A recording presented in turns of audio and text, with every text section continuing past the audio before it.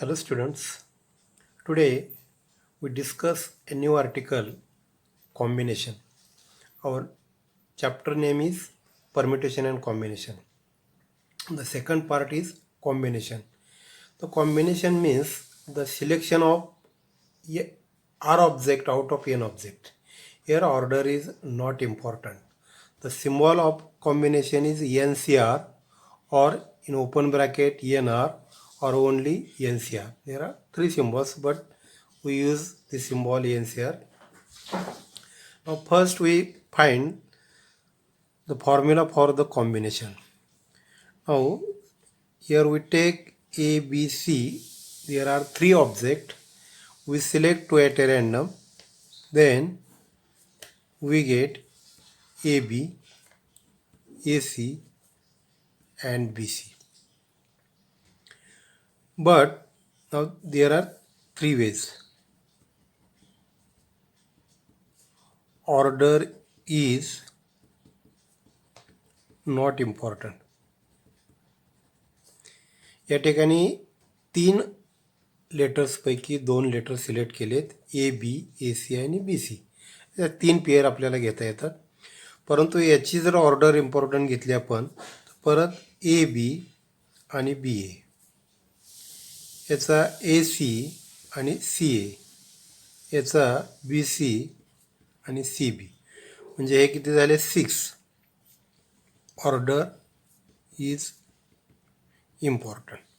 तर order important असेल तर परम्युटेशन म्हणजे 3P2 is equal to 6 and 3C2 is equal to 3. म्हणजे जर कॉम्बिनेशन घ्यायचं म्हटलं तर फक्त 3 येतात, ऑर्डर इम्पॉर्टंट नाही. तर या ट्रायल आणि एक्झाम्पलवरून आपण असे अनेक एक्झाम्पल घेतो आणि त्याच्यावर जनरल फॉर्म्युला जो आहे, थोडक्यात काय कॉम्बिनेशन्स हे कमी आहेत, परम्युटेशन हे जास्त आहेत. मग या 6 आणि 3चं रिलेशन जर पाहिलं तर 6ला 2ने डिवाईड केलं की 3 मिळतं, किंवा 2 फॅक्टोरियलने डिवाईड केलं तरी 3 मिळू शकतं. 6 divided by 2 into 1 is also 3. हा कन्सेप्ट विचारात घेऊन NCR is equal to R factorial is equal to NPR. NPR हे जास्त आहे. NPR is equal to R factorial into NCR. R factorial म्हणजे 2. 2ने 3ला गुणलं की 6 मिळतं. म्हणजे याचं उत्तर 3 येणार. बघा, 3P2 is equal to 2 factorial into 3C2. हे 3P2 किती आलेलं आहे इथं? 6 आलेलं आहे. 6 बरोबर 2 into 1 हे किती आलं होतं? 2. हे 3 आलं होतं. 3 into 2 इज 6. म्हणजे हे रिलेशन आपल्याला मिळालं. याच्यावरून NCR is equal to NPR divided by R factorial. NPR माहीत आहे आपल्याला, N factorial divided by N minus R factorial into R factorial. म्हणजे NCRचा फॉर्म्युला आपल्याला याच्यावरून N factorial divided by N minus R factorial हा झाला परम्युटेशनचा. त्याला फक्त डिनॉमिनेटरमध्ये R फॅक्टोरियलने मल्टिप्लाय करायचं. याचा वापर करून आपल्याला कॉम्बिनेशनचे एक्झाम्पल पाहिजेत. परीक्षेमध्ये एक्झाम्पल कॉम्बिनेशनचं किंवा परम्युटेशनचं हे सांगितलं जात नाही. आपण त्याच्यामध्ये ऑर्डर महत्त्वाची आहे का ते ओळखायचं. ऑर्डर महत्त्वाची असेल तर परम्युटेशन, नसेल तर कॉम्बिनेशन. हे लक्षात येते आपल्या आता इथं परम्युटेशन हे जास्त असतात, कॉम्बिनेशन हे कमी असतात. त्याच्या काही प्रॉपर्टीज आहेत. ते N minus R is equal to NCR. म्हणजे समजा 5C2 जर असेल, 5C2 is equal to 5C 5 minus 2. हे दोन्ही सारखे येतं, म्हणजे 5 minus 3. 5C2 is equal to 5C3. हे दोन्ही सारखे येतं. या प्रॉपर्टीचा वापर असा करू शकतो. NC0 is equal to 1. The n factorial divided by n minus 0 factorial into 0 factorial. 0 factorial 1 आहे, n factorial n factorial जाईल 1 मिळेल. NCR is equal to NCS. हे केव्हा सत्य आहे जर R बरोबर S असेल किंवा S बरोबर n मायनस आर या प्रॉपर्टीचा वापर केलेला आहे. कारण आरची n मायनस आर एवढीच किंमत येऊ शकते.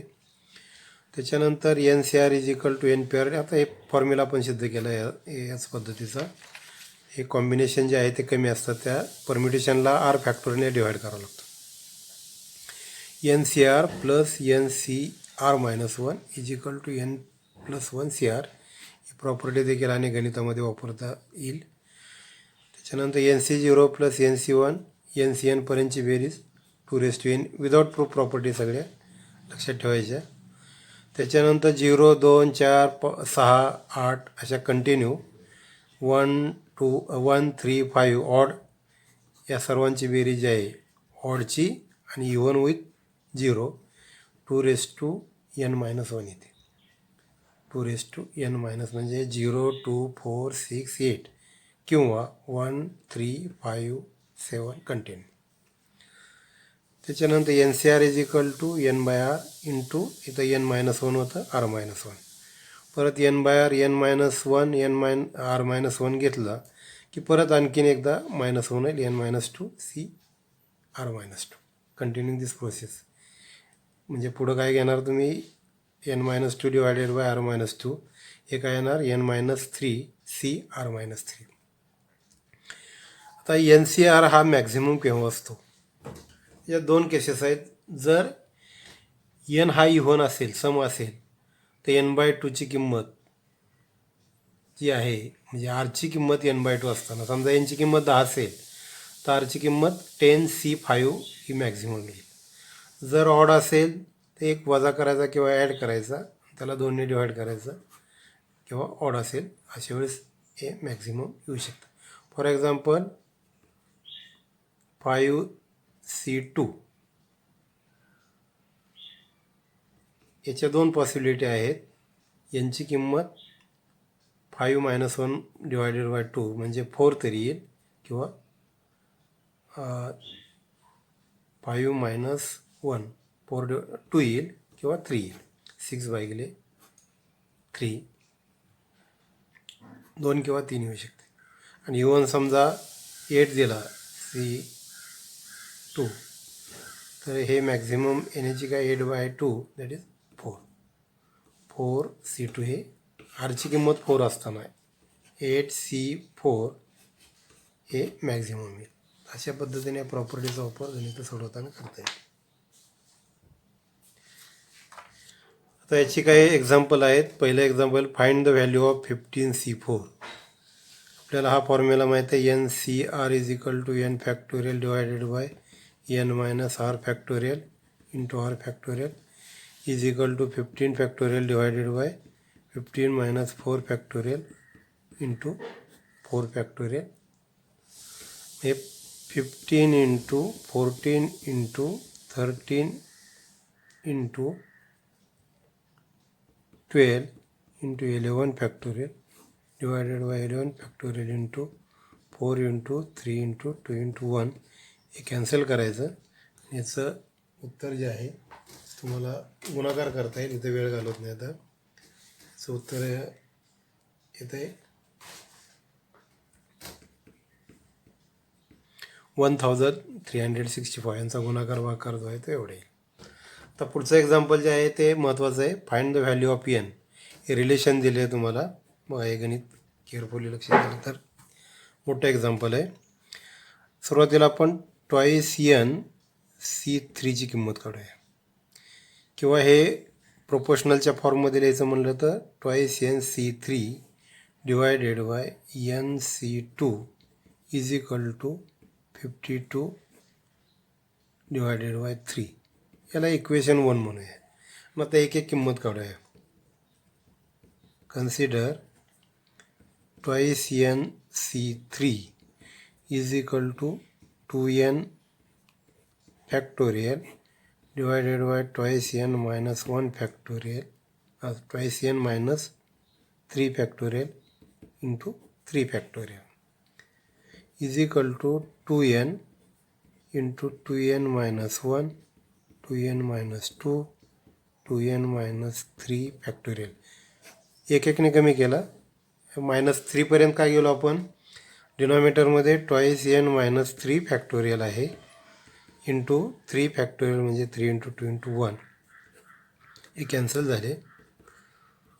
2n into twice N minus 1 into 2 bracket n minus 1 whole divided by 3 into 2 into 1. यातला 2ला 2 कॅन्सल होईल. 2/3 bracket n 2n minus 1 n minus 1. याला आपण 2 म्हणूया. त्याच्यानंतर पुढचा NC2. NC2 is equal to n factorial divided by n minus 2 factorial into 2 factorial n into n minus 1 into n minus 2 factorial divided by n minus 2 factorial into 2 into 1. हे cancel झालं आणि शिल्लक काय राहिलं, n into n minus 1 divided by 2. याला equation 2.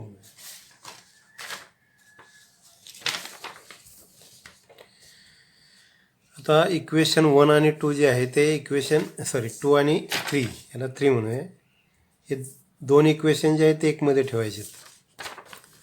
म्हणजे एक काय ट्वाईस NC3ची किंमत किती आली होती, 2/3 bracket n into twice n minus 1 n minus 1 whole divided by n into n minus 1 divided by 2 is equal to right hand side किती आहे, 52 डिवायडेड बाय 3.